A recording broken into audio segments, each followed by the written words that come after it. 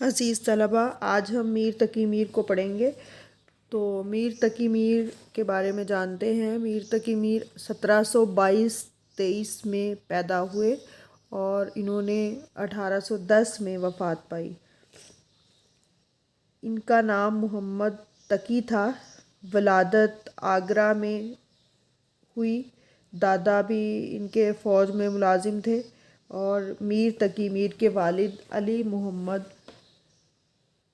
صوفی منش انسان تھے۔ میر تقی میر کے والد محمد علی صوفی انسان تھے اور معاملات دنیا سے سروکار نہ رکھتے تھے۔ صوفیہ کی خدمت میں حاضری کو سعادت جانتے تھے۔ نہایت متقی انسان تھے، اس لیے علی متقی کہلائے۔ پہلی شادی خانِ آرزو کی بہن سے ہوئی تھی۔ یہ ہم پہلے پڑھ چکے ہیں۔ خانِ آرزو کو ایہام گوئی کے عہد میں ان کا سب سے پہلے نام آتا ہے۔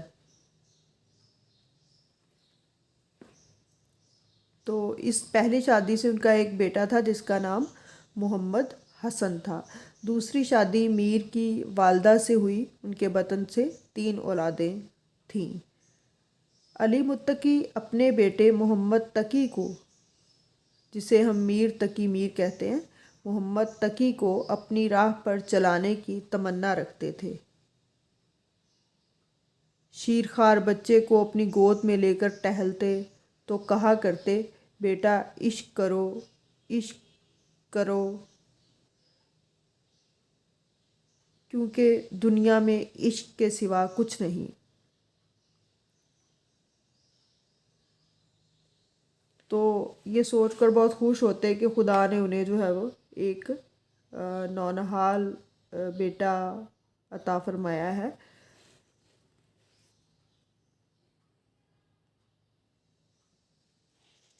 امان اللہ، جنہیں اردو دنیا میر کے منہ بولے چچا کے نام سے جانتی ہے، علی متقی کے مرید تھے۔ علی متقی انہیں بہت عزیز رکھتے تھے۔ امان اللہ اپنے مرشد کے کمسن بیٹے کو بہت چاہتے تھے اور انہیں لے کر صوفیوں کی خانقاہوں میں حاضر ہوتے تھے۔ میر کے مزاج میں بے حد بے نیازی تھی۔ اس میں ان خانقاہوں کی تربیت کا بہت بڑا حصہ ہے۔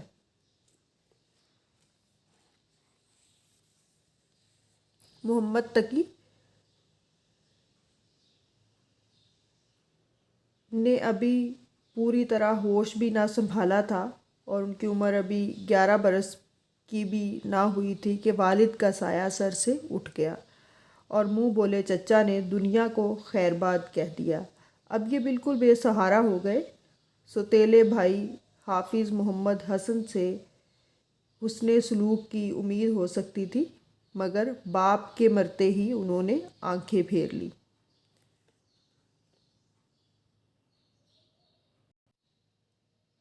محمد تقی روزی کی تلاش میں آگرہ سے دہلی پہنچے۔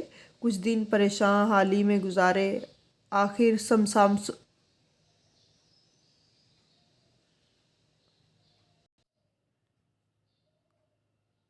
محمد تقی روزی کی تلاش میں کہاں گئے؟ آگرہ گئے اور وہاں انہوں نے کافی وقت جو ہے وہ پریشانی میں گزارا۔ تو آخر شمس الدولہ نے 1 روپیہ روز وظیفہ مقرر کر دیا۔ تو مگر کچھ ہی دنوں بعد ان کا بھی انتقال ہو گیا اور یہ وظیفہ بھی باقی نہ رہا۔ روزی کی طرف سے بے فکر ہو کر وہ آگرہ لوٹ آئے تھے۔ اب دوبارہ دہلی کا رخ کیا۔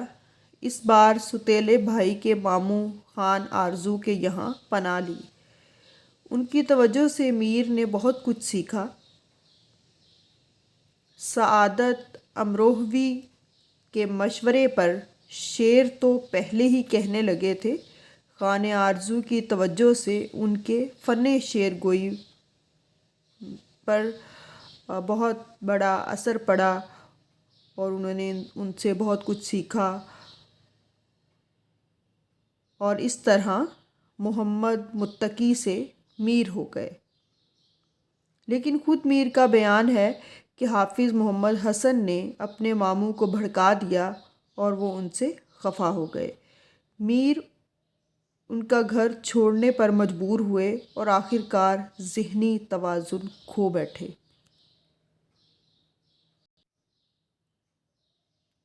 دیوانگی دور ہونے پر پھر روزگار کی تلاش ہوئی، تو اسی طرح دلی اجڑی تو میر لکھنؤ آ کر نواب آصف الدولہ کے دربار میں ملازم ہو گئے۔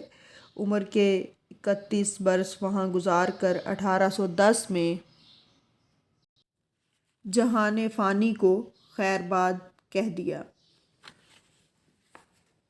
میر کی زندگی کے مصائب جن کی کچھ رودات بیان کی گئی ہے ان کے شعروں میں ڈھل گئے۔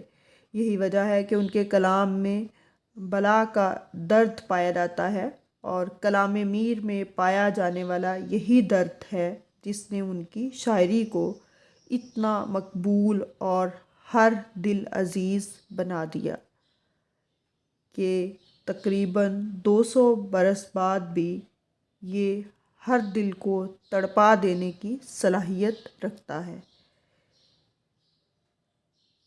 میر کی شاعری کا دوسرا کمال یہ ہے کہ انہوں نے بول چال کی زبان کو ایسے سلیقے سے استعمال کیا کہ وہ شاعری کی زبان بن گئی۔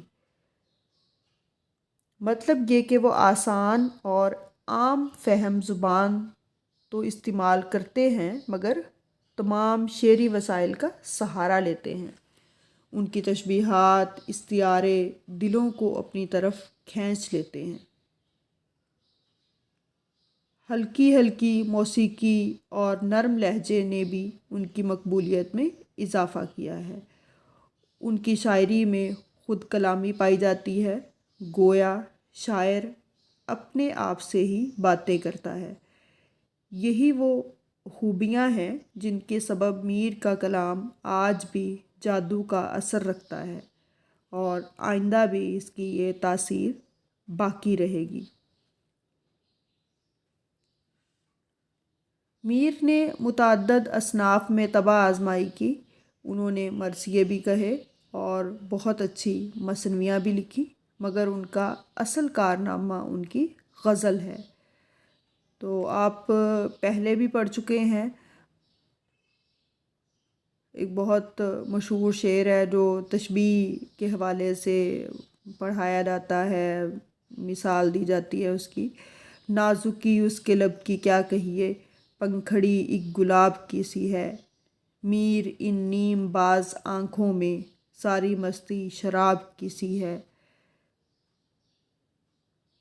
نیم باز کہتے ہیں آدھ کھلی اور آدھی بند آنکھوں کو، تو میر کہتے ہیں میر ان نیم باز آنکھوں میں ساری مستی شراب کی سی ہے۔ تو یہ تشبیہ کے اشعار بھی ہیں۔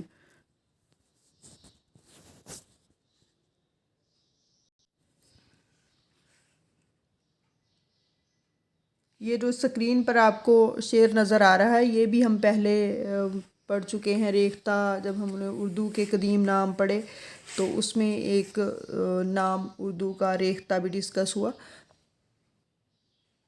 تو وہاں پر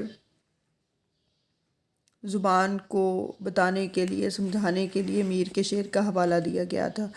تو دل کس طرح نہ کھینچے اشعار ریختہ کے، بہتر کیا ہے میں نے اس عیب کو ہنر سے۔ تو میر تقی میر نے جو شاعری کی، جب ریختہ زبان ابھی پوری طرح سے زبان وجود میں نہیں آئی تھی اور اس میں الفاظ پریشان جمع ہو رہے تھے، ادھر ادھر سے لفظ ہم لے رہے تھے اردو زبان میں، تو اس وقت جو ہے وہ ٹوٹی پھوٹی زبان میں بھی انہوں نے بہت اچھی شاعری کی۔ تو میر کا شمار اردو کے عظیم شعراء میں کیا جاتا ہے، اور بعض کے نزدیک تو وہ اردو کے سب سے بڑے شاعر ہیں۔ بڑے بڑے اساتذہ فن نے میر کی بارگاہ میں خراج عقیدت پیش کیا ہے۔ ان کی عظمت کا اصل راز یہ ہے کہ انہوں نے اپنے دل پر گزری ہوئی واردات سیدھی سادی اور بول چال کی زبان میں ادا کر دی۔ یہ واردات وہ تھی جو ہر دل پر گزر جاتی ہے۔ اس لیے جس نے پڑھا یا سنا اسے یہ اپنے دل پر گزری ہوئی معلوم ہوئی۔ اسی لیے تو کہا گیا کہ میر نے آپ بیتی کو جگ بیتی بنا دیا۔ میر کی زندگی آلام و مصائب میں بسر ہوئی۔ یہی آلام و مصائب شعر کے سانچے میں ڈھل گئے تو ہر ایک کو ان میں کشش نظر آئی۔